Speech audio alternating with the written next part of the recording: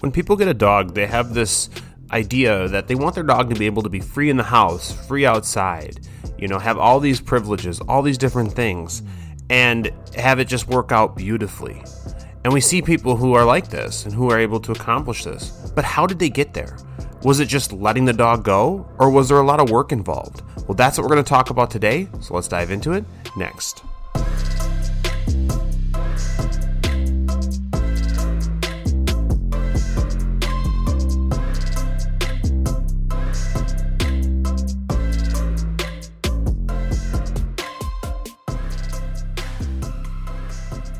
All right, welcome to the Learn, Laugh, Bark podcast. I am your host, Jake, from OnDogTrainingAcademy.com. I hope everybody is having a great week. We are okay. We unfortunately got bit by the vid, and so we are in the house, feeling fine, but we did test positive, so here I am shooting a bunch of episodes of their podcast and just trying to stay busy while we wait for this whole thing to move past. So, like I said, I am Jake from OnDogTrainingAcademy.com. We are an online-based dog training business. You can check us out. Not only are we putting out courses, but we also have mini courses. We'll be putting out webinars, and we got a bunch of stuff in the future and in the works that we're very, very excited about. And so on this week's episode, what we're going to talk about is freedom, our dog's freedom, and when or how or why we give our dogs what we give them.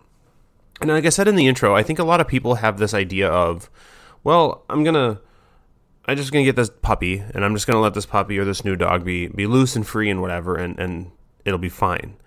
When in real life, it's not. It's typically not fine.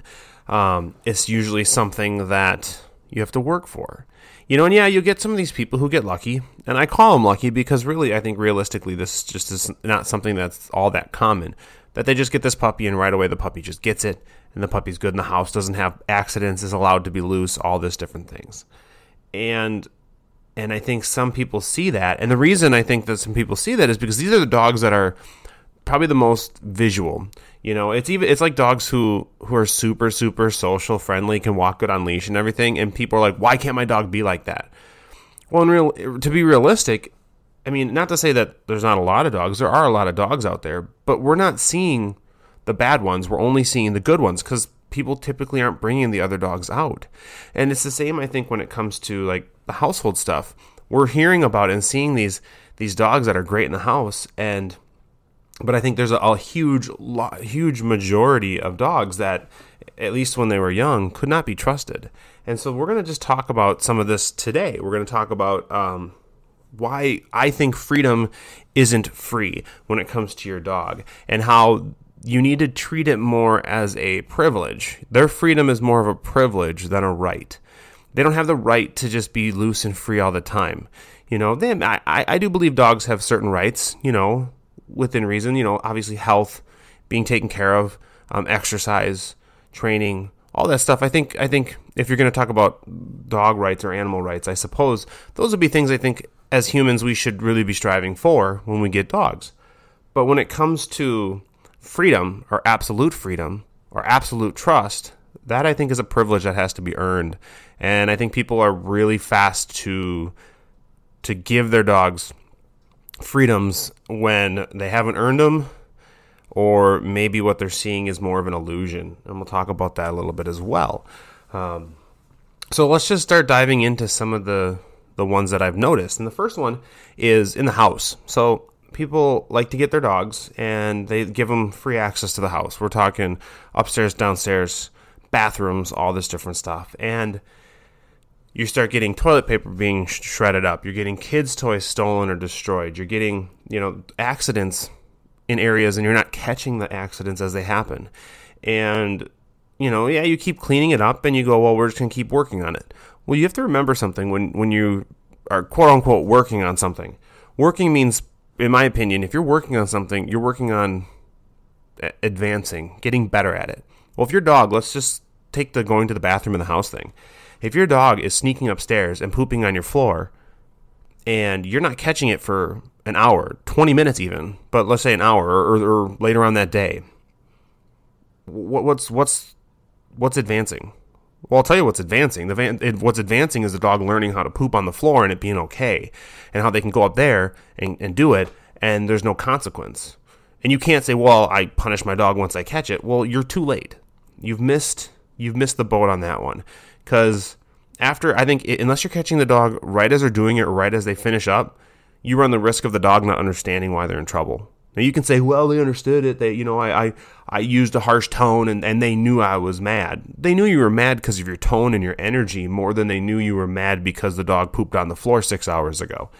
And so we need to keep these things in mind. We can't be giving them the freedoms, right off the bat. We cannot just be giving them freedoms and going, okay, here you go.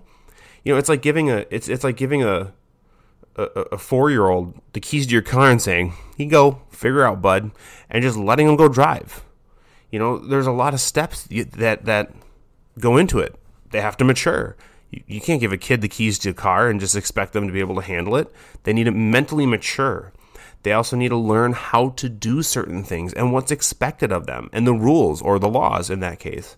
And I think that's the same with dogs. We can't just give them the keys to the house and say, here you go, here's your new place, don't poop on my floor, please. And the dog's going to go, okay, I won't.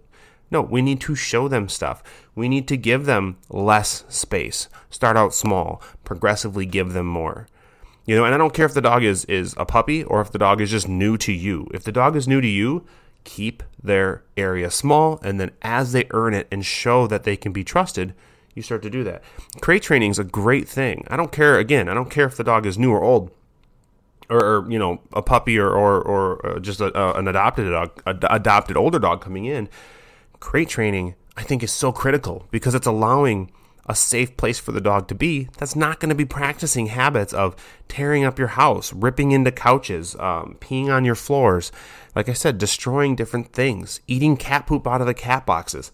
We're just giving dogs too much freedom, and it's causing chaos, stress, and anxiety, not only for the dog, but also us.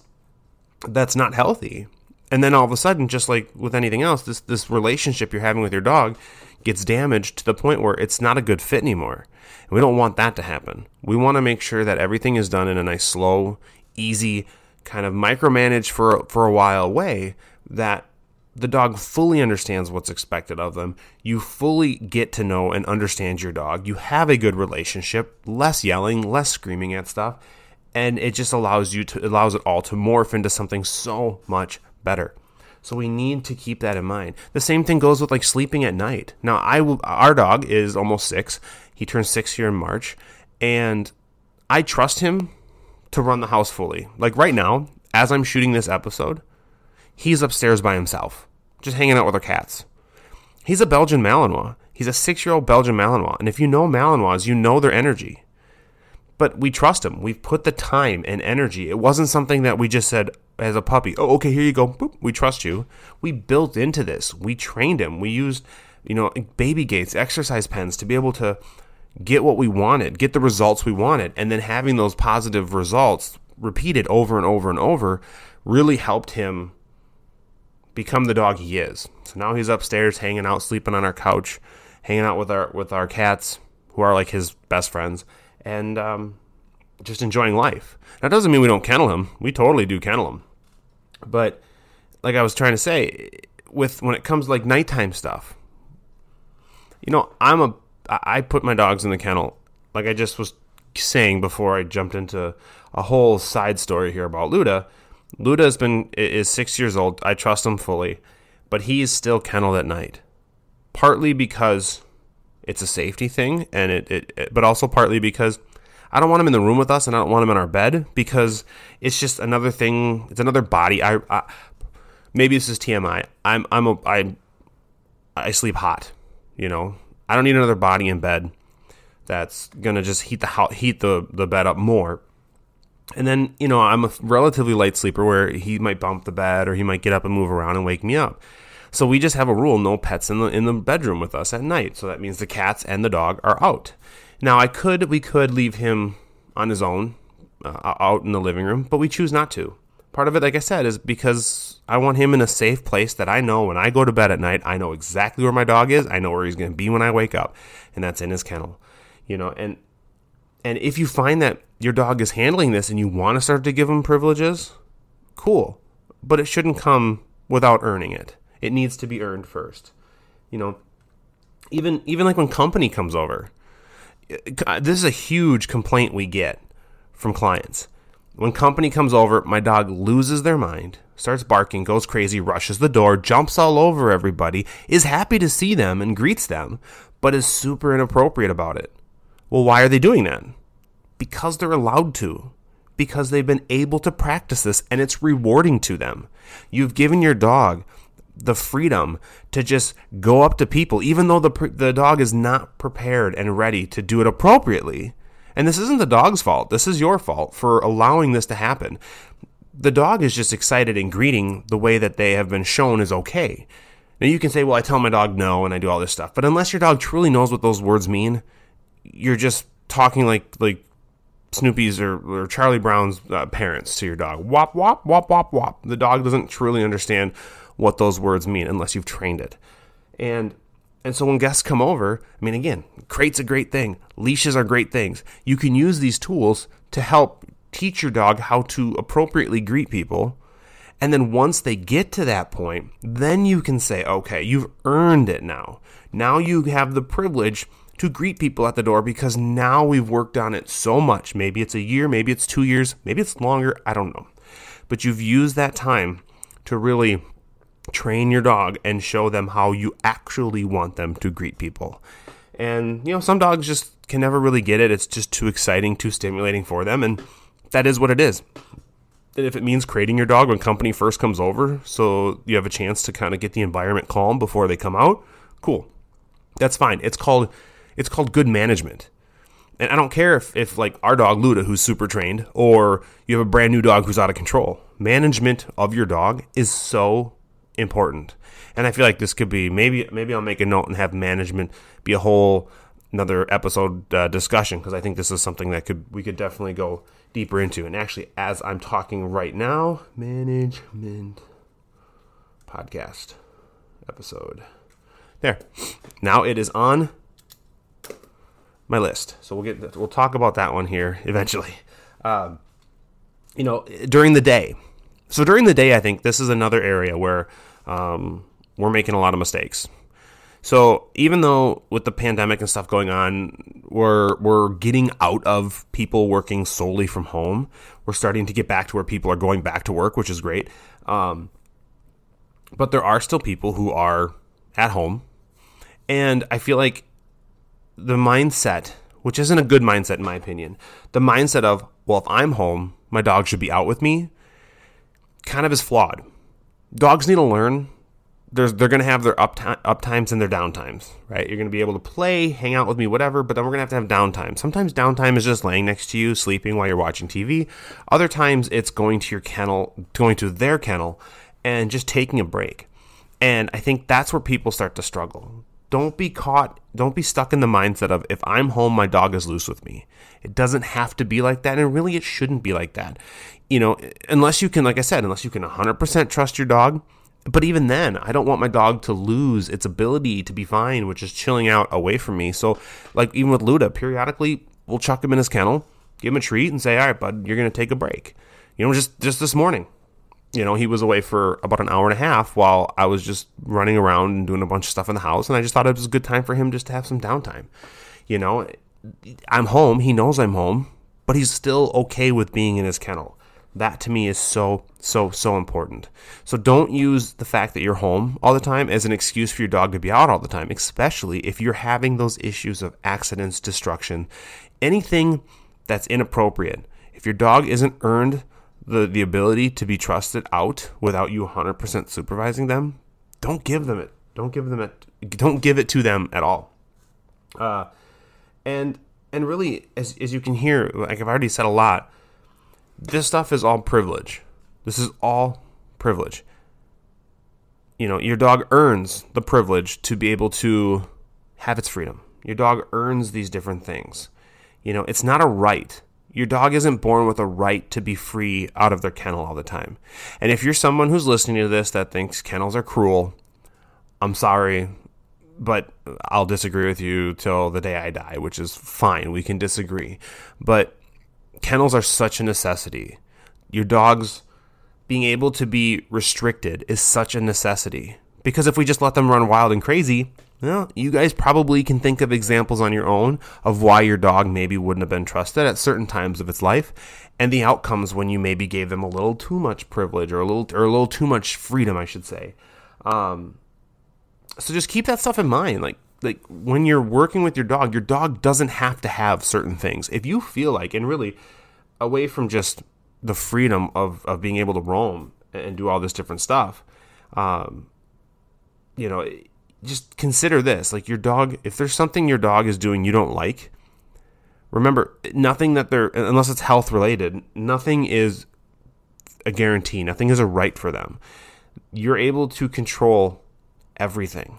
Through good management, you can control everything.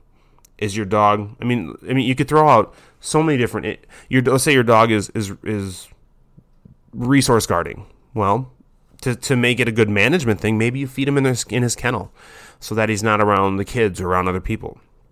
Your dog wants to play keep away outside. Well, maybe he goes outside on leash for a while, a long leash, until you've been able to work on it and prep him and get him back into listening to you.